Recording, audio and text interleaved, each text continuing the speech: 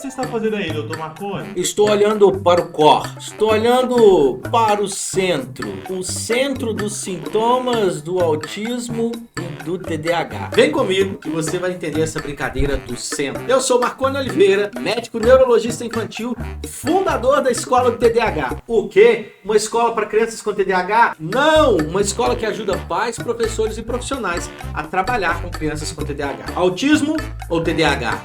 TDAH ou autismo?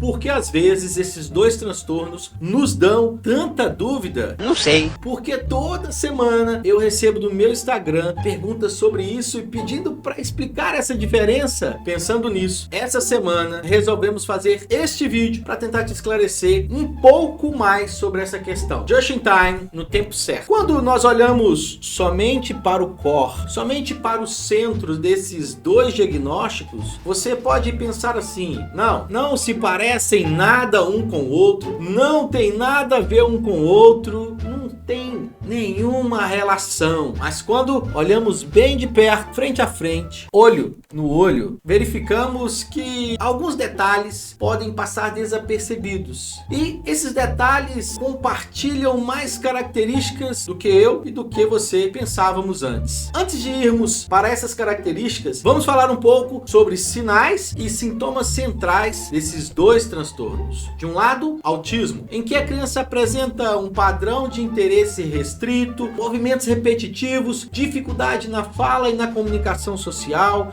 e padrão de alterações sensoriais. Este é o centro, este é o core, o núcleo do diagnóstico de uma criança com autismo. Este é quando olhamos fixamente para o transtorno, de qualquer outras características. Agora vamos analisar o núcleo, o core, o centro do TDAH. Quando fazemos isso, identificamos um quadro de agitação, impulsividade, dificuldade de atenção e dificuldade de foco. Legal, doutor Marconi? Entendi. Eles são totalmente diferentes. Não dá mais para errar o diagnóstico. Calma lá. Deixa eu pegar aqui a minha luneta de novo. Agora, nós vamos olhar para as laterais, para as bordas. Vamos colocar os dois transtornos um do lado do outro e comparar, saindo do núcleo. Nós não vamos mais olhar para o núcleo. Vamos verificar onde eles se sobrepõem. Aliás, eles se sobrepõem, eu gosto de pensar que eles são primos próximos. Sim, isso mesmo. Não são exatamente a mesma coisa, mas compartilham muita semelhança. Vamos lá. Uma das sobreposições que ocorre em relação à sensibilidade sensorial. No autismo, isso é muito claro. Quando, por exemplo, algumas crianças têm mais dificuldade com o toque,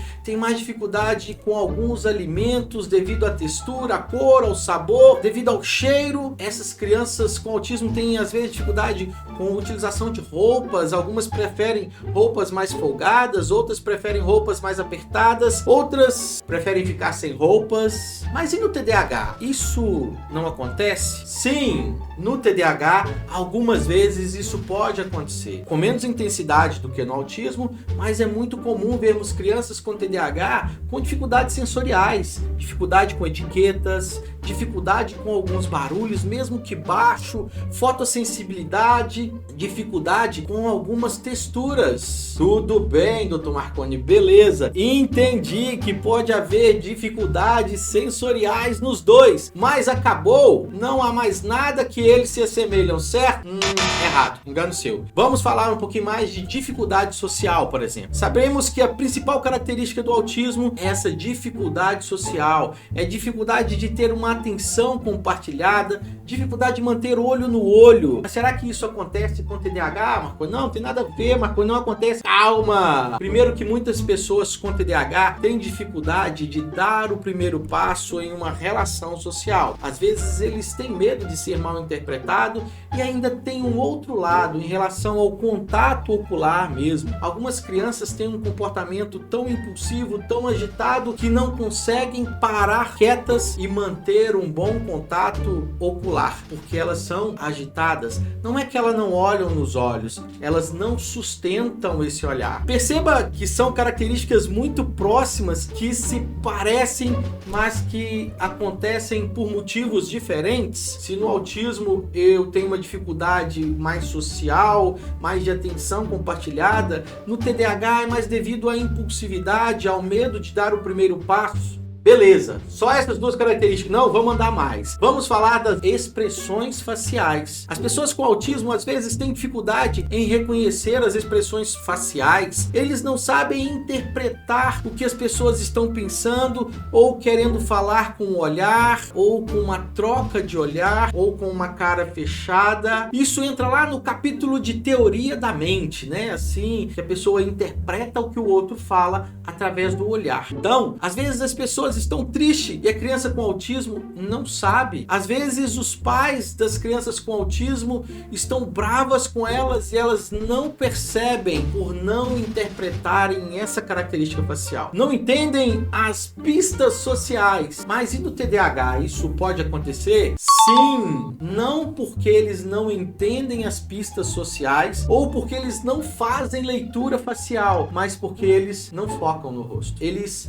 não prestam atenção na fase. Por estarem agitadas e desatentas, às vezes, no mundo da lua, não conseguem focar ou prestar essa atenção. Uma outra característica que esses dois transtornos compartilham é o seguinte: muitas vezes, as crianças com autismo têm um atraso no seu desenvolvimento. Esse atraso não acontece em todas, aliás, 50% dessas crianças não terão nenhum atraso, exceto na fala e na comunicação social, mas em algumas crianças com TDAH pode também acontecer um atraso no amadurecimento. E algumas vezes acontecem em ambos uma desorganização corporal que pode sim ser confundido com um atraso. Mas o que é essa desorganização corporal, Marconi? Desorganização corporal é aquela dificuldade que as crianças com TDAH e às vezes com autismo têm de se posicionar no espaço em que elas estão. Isso as deixam mais desajeitadas, desengonçadas, desorganizadas. Às vezes isso leva a alterações de motricidade fina. Alguma coisa relacionada talvez ao que a gente chama em neurologia de propriocepção. Para além desses dois comportamentos, há uma outra característica que eu gostaria de discutir com vocês, que é o hiperfoco. Ambos, autismo e TDAH, apresentam hiperfoco por motivos diferentes, de formas diferentes, mas em ambos apresentam ou podem apresentar algum grau de hiperfoco. Quando gostam de alguma coisa, vão fundo naquilo,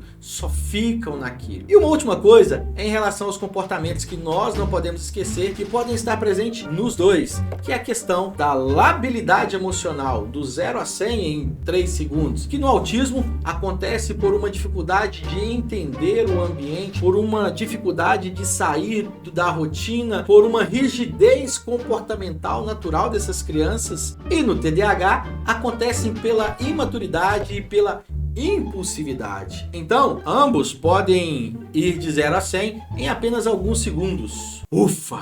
Viu? Que olhamos somente algumas características, algumas nuances, para algumas peculiaridades, para podermos estar diante de casos que sim se confundem quando não são bem avaliados e bem olhados. E olha que eu não explorei um tanto, porque esse vídeo não pode passar de 12, 15 minutos, porque se passar, o pai do outro lado que tem TDAH não consegue vê-lo até o final, então deixa eu continuar com as minhas informações. Eu não falei ainda da questão relacionada à sobreposição de diagnóstico, em que até 20% das crianças com TDAH podem apresentar algum grau de autismo, em que até 80% das crianças com autismo podem apresentar algum grau de TDAH, e não sou eu que estou falando isso, é a literatura que está falando isso. E eu também não falei das comorbidades que podem estar presentes em ambas. Comorbidade? Comorbidade. O que é isso? São outros transtornos que podem surgir juntos, né? Como, por exemplo, o transtorno ansiedade generalizada, transtornos do aprendizado, transtorno opositor desafiador, deficiência intelectual. Mas essa discussão sobre comorbidades irão ficar para o próximo capítulo, para o próximo vídeo, daqui a alguns dias, para um outro dia. Só quero que você entenda que apesar do TDAH e o TS terem cérebros muito diferentes, eles compartilham muitas coisas iguais. Você deve estar se perguntando aí, você falou tudo isso, mas agora como eu faço para separar o diagnóstico? Como saber se é um ou se é outro? A primeira coisa a fazer é ter um bom médico que te ajude, ter uma boa equipe interdisciplinar, às vezes ajuda muito. E uma outra coisa é não ter pressa na hora de fazer o diagnóstico. Às vezes os pais perguntam, né? Marconi, dá para fazer o diagnóstico em uma consulta?